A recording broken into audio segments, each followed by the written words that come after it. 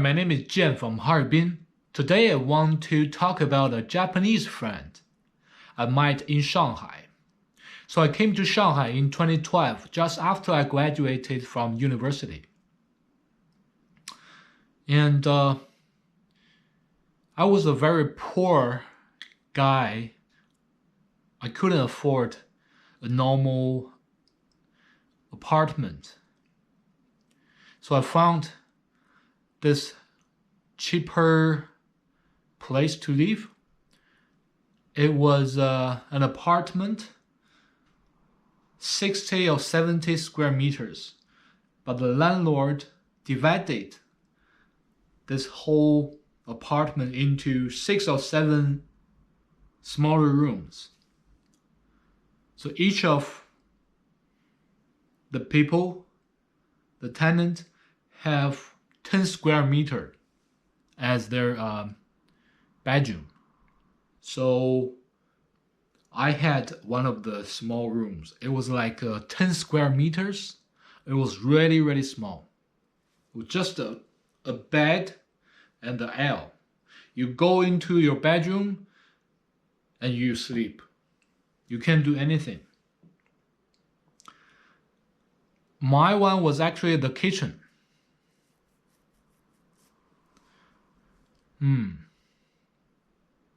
So I was actually living in the kitchen. A week after I moved in, one morning, I heard this guy was talking to the landlord with a Japanese accent. And then this is Seisan. So I came to talk to him and found out that he is actually from Shizuoka, which is not far from Tokyo and very close to the Fuji mountain. We were both very poor and trying to get around in big cities like Shanghai. It was actually very funny. I have my old laptop. It was an old BenQ laptop. When did you heard BenQ has made any laptop or computer, PC or whatever? Only screens. But I have my BenQ laptop. And Seisan came with his PC all the way from Japan. He didn't even have a laptop. He brought his PC with him. And this PC with no Wi-Fi function. So he cannot connect it to Wi-Fi, which means he has to use a cable. So every time when you go inside our apartment, you will find there was this cable on top of the wall goes into his room. Yeah, so we were both very poor and broke at the moment. Soon we became friends. At that time, Seisan, he did not speak too much Chinese, only a little bit of English. And I only speak a little bit of Japanese, very basic Japanese, like good morning and thank you, those kind of things. So how do we communicate? Most of the time, we will try to use easy English vocabulary to communicate.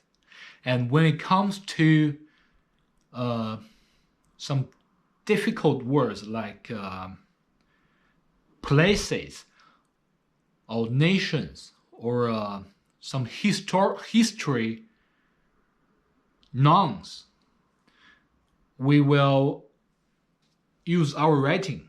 So I will write in Chinese and show to him, and he will guess what it means. And he will write in Japanese, because Japanese has kanji, and he will write in kanji, and I'll see and I try to guess the meaning of it. That's how we communicate. So we always have either a piece of paper, or he'll have a notebook with him. So we'll just like this. Oh, okay, yeah. That's our communication. So when I was in Shanghai, I worked in a travel agency, and Seisang, he worked for I think he works for a construction company as an intern. Yeah, he works in a construction company. Usually in the morning, we both go to work, and after we finish work and arrive home around 5:30, and we'll go out to eat dinner together. But we don't have a lot of money, and our salary was really low compared to other people in Shanghai. So we didn't want to spend a lot for dinner. So what we did was we'll go to different supermarkets, because there were big supermarkets around our community. We'll go to different supermarkets, and usually in the supermarkets they have this kind of food testing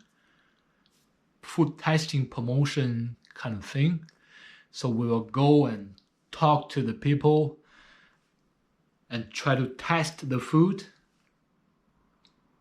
Sometimes we can get some instant noodles, a cup of instant noodles, and sometimes we get some dumplings. Yeah. Apart from food testing in supermarket, I sometimes order some small dumplings from the restaurant. Dumplings and noodles. And Seisang, he is even more frugal. He will go to the Shanghai University. So the university, they have this cafeteria, offers rice, $1 for a big bowl of rice, and Seisang will order one big bowl of rice and use their free soy sauce on the table to put on the rice. And then that's his dinner. So every once in a while, maybe after payday, we will go celebrate in a restaurant. We will go to Shaxian Xiaochi, which is this like Chinese southern fast food restaurant. We will order some dumplings with noodles or some fried rice. So this is basically our feast of the month. And when it comes to weekends, what do? It was actually my idea, because I didn't want to spend a lot of money for sightseeing. So I took him to the bus. We go to one bus terminal and take the bus from this terminal to the other terminal. Only costs like $2 each person. But we'll stay on the bus for about 2 or 3 hours.